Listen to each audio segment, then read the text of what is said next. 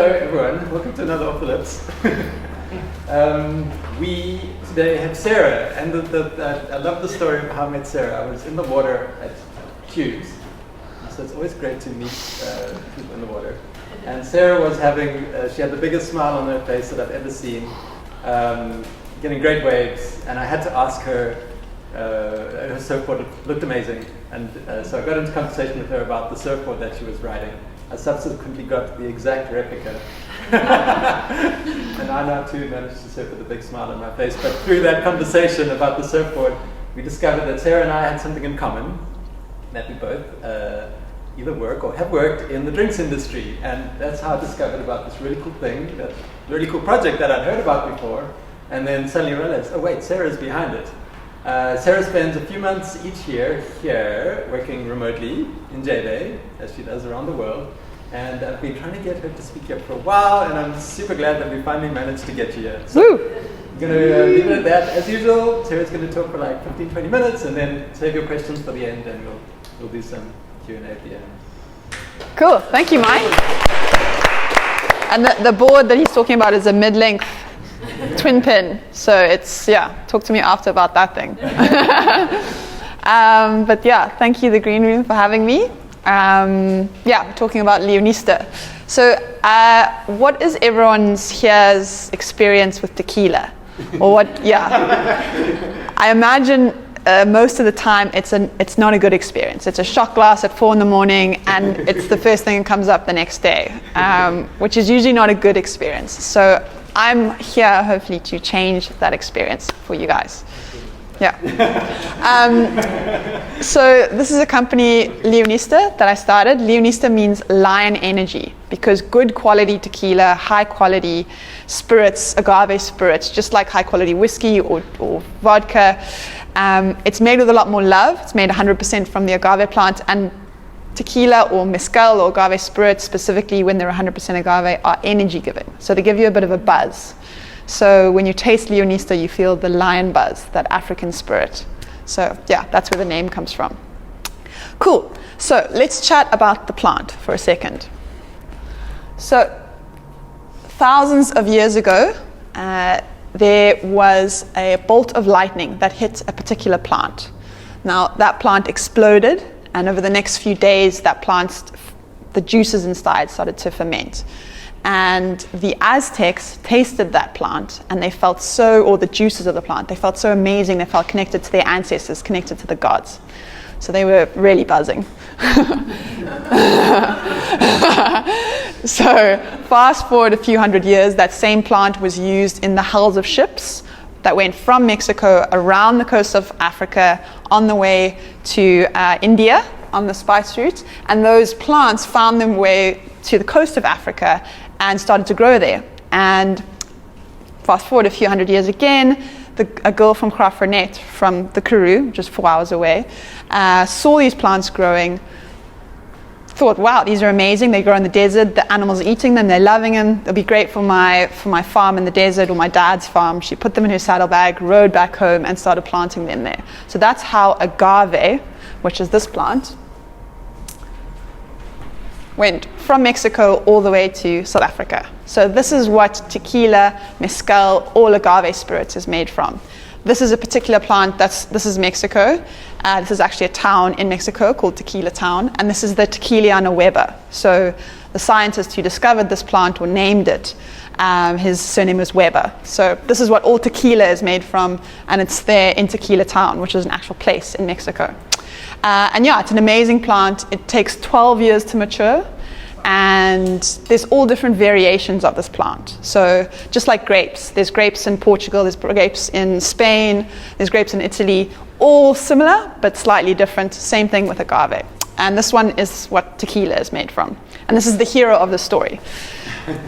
So our plant that we have here in South Africa is called the Americano, Agave Americano, and it's kind of a thicker leaf, more bluish gray. You've probably seen it everywhere. It's probably a weed that you see around. It grows in arid conditions. It doesn't need much water, so it's a brilliant plant. It photosynthesizes at night. You can use it as emergency food for animals in times of drought. And you take, I'll tell you about the production process, but it doesn't need much water, so it grows in deserts. So that's why I'm in love with it, because it grows very well in the Karoo. So I'm going to be chatting about mezcal, tequila. Who here has heard the term mezcal? Hands up. Okay, so that's good to know. So tequila is made from that Tequila and Mezcal, that agave plant that I showed you, and it's made using a non-wood-fired oven. Mezcal, when you bake the plant, you use a wood-fired oven. So that's basically the differences. So they're both made from the agave plant. Mezcal is made from a slightly different plant, but it's the production process that's slightly different. So mezcal has a smoky flavor because it's used a smoky oven to bake the plant. Tequila, non-smoky oven, non-smoky spirit. But they both, if made with love, if 100% agave, give you a nice buzz and make you feel amazing and minimal hangover in the morning. Yeah, that's why I fell in love with it. As I said, agave is an amazing plant. You can make surfboards out of it when you let the pole grow. You can use it as emergency food for animals. It stops erosion. It's just got many, many different uses. So that's why I love it, and that's why I started this company to create an industry around this plant, to help the farmers, to hopefully help the land, and hopefully have a lot of positive effects around Africa with it. So in your journey of tasting and drinking good quality spirits or agave spirits, the main thing to look out for is this 100% agave. So whether you're drinking mezcal, tequila, Leonista, whatever it is, as long as it says 100% agave, it's made from the plant, just the plant, and doesn't have any additives. So that bad experience you had before, bad, gag reflex, shot glass, that is a mixto. So that's been mixed with cane spirits to make it cheap. Very easy to market, very easy to sell, but doesn't taste good and gives you a bad experience. But when it's 100% agave, that's a good buzz, and it makes you feel better and minimal hangover in the morning. So that's what to look for when looking for quality agave spirits. So I got so into all of this 10, 12 years ago, and I was always the girl bringing a bottle of tequila to the party and drinking nothing else. So I was the tequila queen, as they said it. But I got so into it that I said, right, well, let me research this more, because I know the agave plant grows very well in the Karoo, but I don't know how to make it.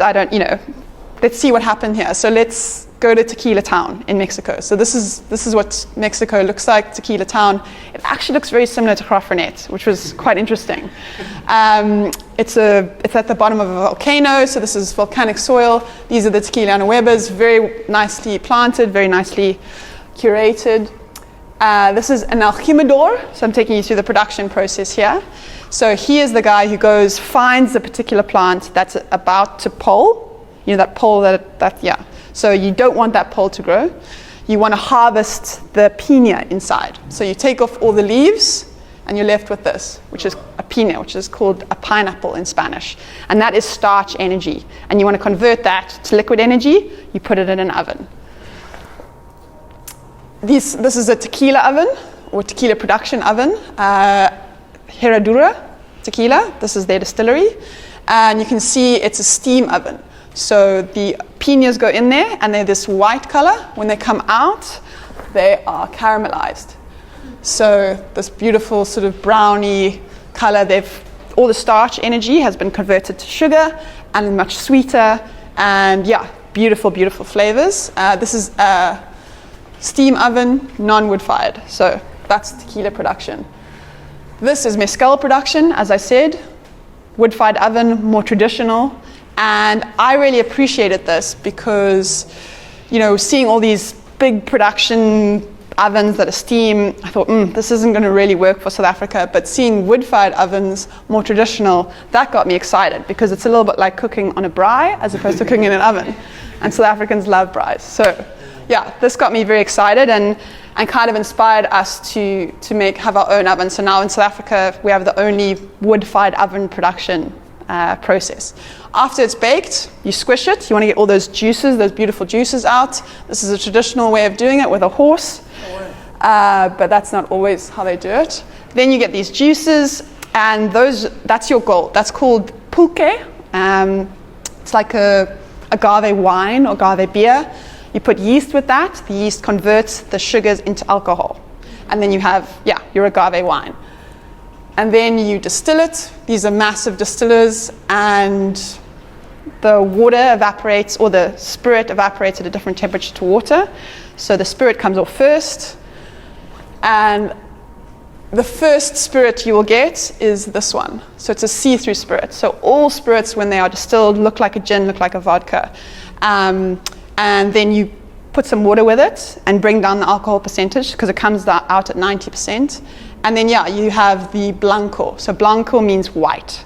So the blanco for us has the most agave flavor. It has the most smoky flavor. But it's beautiful if you love those elements, if you love tasting those elements. It's the best for making cocktails because it has the most flavor to play around with. For me, it's one of my favorites, and it's the most award-winning that we have. Then you put the blanco into some barrels, and these are old brandy barrels for us, American oak, and that takes you to a reposado. So this line we've actually discontinued because we wanted to upgrade it, and we launched the Reposado Black, which for us is a upgrade in flavor and look. So this bottle, it just pops on shelf compared to the others. And that's going to be an upgrade for the whole range for the future. So it's been aged for 8 months in those oak barrels, and you see the color, that golden color, comes from those barrels. It draws the color of the wood, the flavor. It has a more mellow flavor. It's more like a whiskey-ish flavor, but still has a little bit of smokiness. And then the funnest of the range is the honey reposado. So, in my journey of drinking tequila, obviously just drinking neat tequila sometimes can be a bit boring. So if you infuse a bit of honey with it, tastes really sweet, and it's just easier drinking, and it's also that double kick of energy because honey is a slow release. So that's basically it. This is a nice little cartoon of the production process: agave, baking, squishing, fermenting, distilling, bottling. Very interesting. And I'm sure you guys have heard of, mezcal, you have to have a worm in it.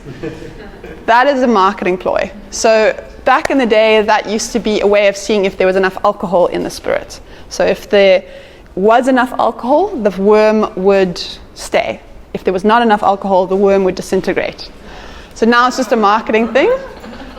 So if somebody says, it's not real tequila, it's not real mezcal, it doesn't have a worm, that's untrue. It's just a marketing thing. Cool. And this is us in the Karoo. Again, as I said, it looks very similar to Tequila Town, except these agave are not beautifully straight they're just growing wild, which for me is fields of gold. So I went to Mexico, learned all about the production process, and came back and said, right, I know that the agave grows well here. I found all of these. I found the farmer. And he said, you're the millionth person to come here and ask me about it. But I was the one crazy enough to find a distiller, build our oven. So this is them harvesting, which is great. They have to use a tractor because that's how big they are. This is our production process. These are our aljimadores, the local guys there. And this is, as I said, our particular oven, which is wood-fired. It's the only one in South Africa. And I basically found a distiller who was a boer make a plan type of fellow. And he developed this oven for us, which was amazing. And this is what the agave look like after they've been baked. Caramelized. They go from that green color to a brownish color. We have the range. It's 100% organic, 100% agave, so made with a lot of love. And we're also members of 1% for the planet. So the whole vision of starting this company was to have a positive effect on the planet. So for every bottle sold, a percentage of revenue is saved, and we support conservation. So other than creating jobs in the Karoo, we also want to support wild spaces, lion spaces. And right now we're supporting Samara Game Reserve in Kraafrenet, or in the Karoo, and they have just reintroduced lions, and there's been a really positive effect on the reserve because of that. Because the lions are cornerstone species, vultures have returned, leopards have returned, all of these other animals that live around or benefit from a lion's territory have come back. So that's our ultimate plan. And now now it's time for cocktails. No, I have some spirits to taste, but it's a very versatile product. You can make beautiful cocktails with it, ideally fresh ingredients. If you're not going to drink it neat, like right now, mandarins and citrus are just booming, so it's really lovely to make cocktails with. And that's pretty much it. Cool.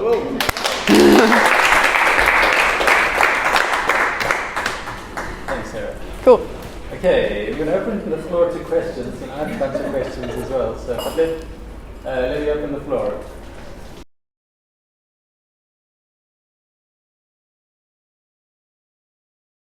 Independent. Yeah. I have a business partner, and we're 50-50. But yeah, I mean, it's 100% locally owned.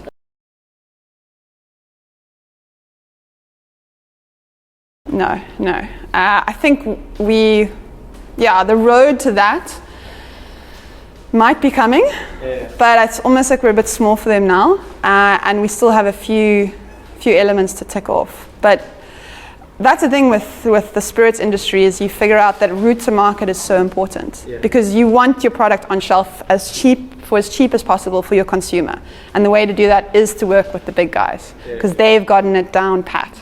SAB have the cheapest and best and most efficient route to market of any company in South Africa, and I think their turnover is 48 hours between a quart getting out and coming back. And it's very sort of eco-friendly, because they're reusing the bottles and all of that. But for now it's just me and my business partner. But we are listed nationally, and we are exporting to the Netherlands, Germany, the UK. There's a lot of interest for agave, South African grown agave spirit. Oh, and an important element is that I can't call it tequila, I can't call it mezcal, because it's not made in Mexico. So it's almost a new category, So it's a challenge, but it's also an opportunity to almost create our own category. And it gives me the opportunity to play around and infuse it with honey, fynbos, whatever it is that I feel would be interesting. Yeah.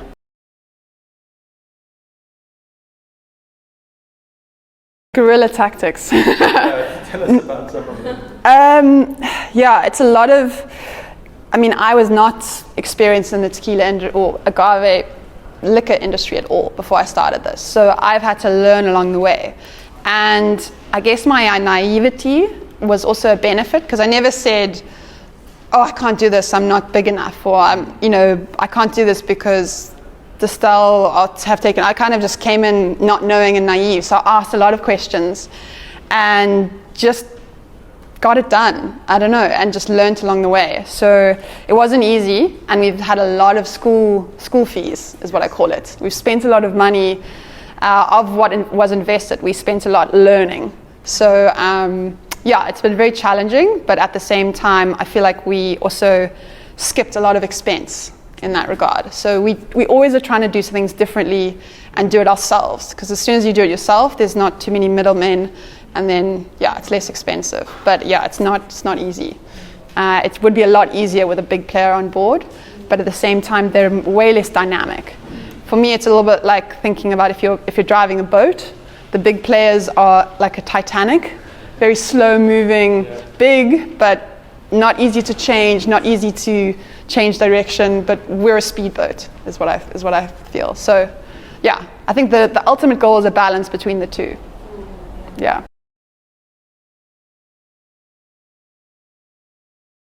Yeah, but that would be a drop in the ocean. That's not a massive expense for them to build an oven, or to invest in that. But we could have a non-wood-fired range as well. Other than a traditional distillery, all you need for agave spirit production is an oven. So the oven is the extra investment. Other than that, it's just about harvesting, getting it there, and baking. Yeah, we are chatting to the big players, but again, if they come in at our current valuation, they take too much. So it's just about us building and getting bigger before we can have those conversations and for it to be equitable.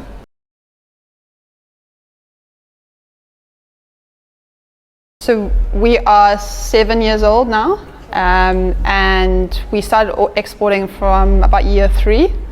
I really love exporting because, yeah, it's just, you can just send it out and you don't have to worry about it anymore. You know, the company who imports it does all the sales, everything in South Africa, I'm in charge of. So the route to market, what the bottle looks like on shelf, etc.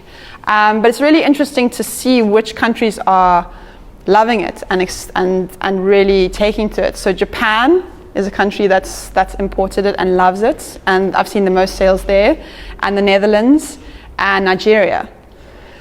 Yeah. But the US is the coup de grace.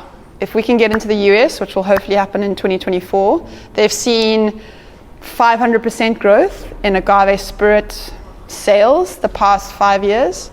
So Diageo that's what Diageo see as their future. So what whiskey was 5 years ago, tequila, agave spirit is going to become. So we're definitely on a wave of agave spirit, and the States is the forefront, and everywhere else usually follows 3 or 4, 5 years later. So we'll see. Yeah. We want to be the Patagonia of the liquor industry, though. We want to be huge and successful, but also giving back at the same time and having a positive effect. So that's my ultimate dream. Yeah, maybe not giving it away at the end, but but I guess, yeah, we want to be a cyclical company that, you know, in the agave production, in the distillery, in the financing, everything kind of has a positive effect on whatever touch point it's affecting.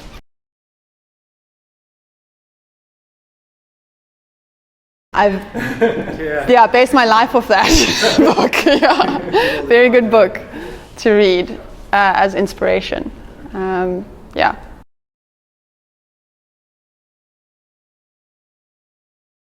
The Pick and Pay would have it. The Checkers would have it as well. And the Spa, the Tops had it, but I'm not sure if they still have it. Not available in the green room. Mike?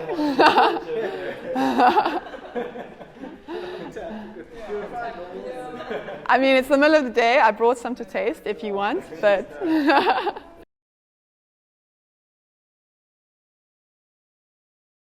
The coup de grace, it means the final blow or the final hurrah. So if we can get into the States, I think that, and if we can succeed in the States, then I think the company will be on a road to success. I just wondered the exact meaning of the bridge. Because coup de grace, I don't even know that, but I know the No, coup de grace is the final blow. It's actually, yeah, it's sort of a... The actual fancy word, grace. Coup de grace. I got Google, don't worry. Yeah, okay, cool. Yeah. Yeah, well, you can use it next time you're battling a Frenchman.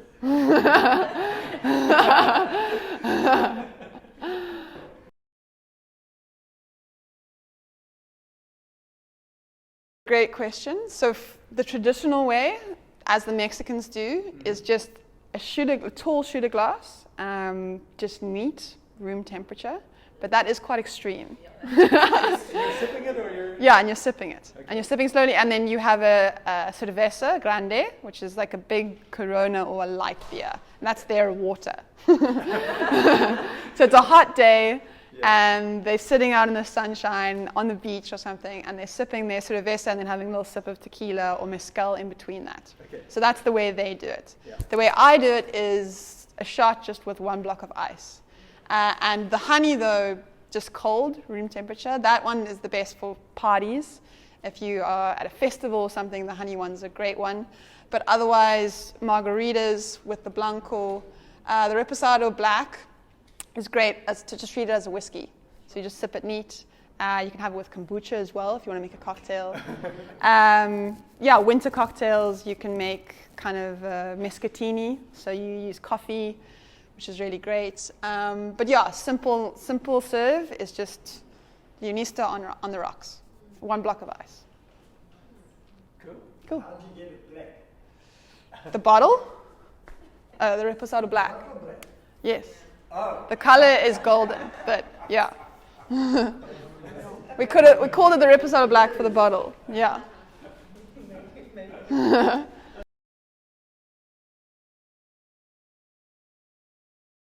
So in the beginning, I was very much hands on deck there, but I figured out that that was not a great use of my time, because the best use of my time, if the production is covered, which it is, so the distiller gets the agave from the farmer and handles all of that, then my best use of my time is sales and marketing, so which I can do from pretty much anywhere. It does help that I'm here in South Africa in the summertime, but in the wintertime, it's a lot slower. People don't really drink tequila in the winter.